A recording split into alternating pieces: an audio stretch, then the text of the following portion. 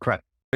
Kind of what I've alluded to in that story, which was the shifting of information across companies in a scattered environment, whether that was email chains, Excel files, meeting notes, and then trying to consolidate it. So, like being from the developer side and with the role and responsibility of ensuring project success, I had to pull all this information together in without a platform. I was using Excel, and recognizing that it wasn't sustainable, it wasn't efficient, it wasn't productive to do that manually, throughout a project, especially if you had more than one, active at a time, to then alert people that they need to respond to, then use that information to report to, our boss as well as the lender to, collaborate with the city. And in that madness, in that mess, we realized that it wasn't the way, it wasn't organized, it wasn't structured.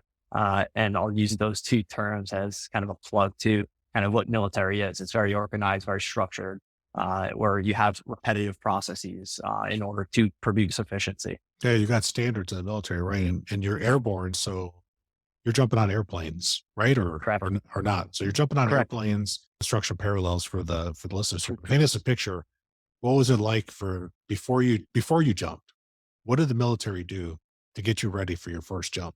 Definitely. So actually these protocols are pretty typical no matter where you are, coming from the perspective of infantry.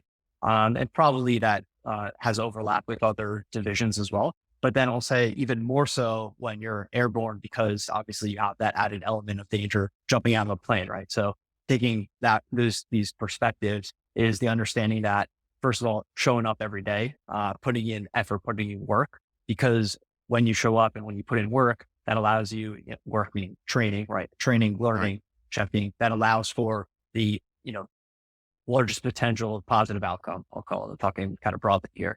With that said, on your kind of day to day and these parallels with what goes on in construction is, you got your checklist, you got your equipment checks, you got your, scrum meetings, right? You're meeting with your team and understanding what you're accomplishing for that day. You have then your after action reports. You're checking how your day was and what was good, what was bad. Then you're going to your next day and repeating that cycle while also improving on whatever area you could improve on.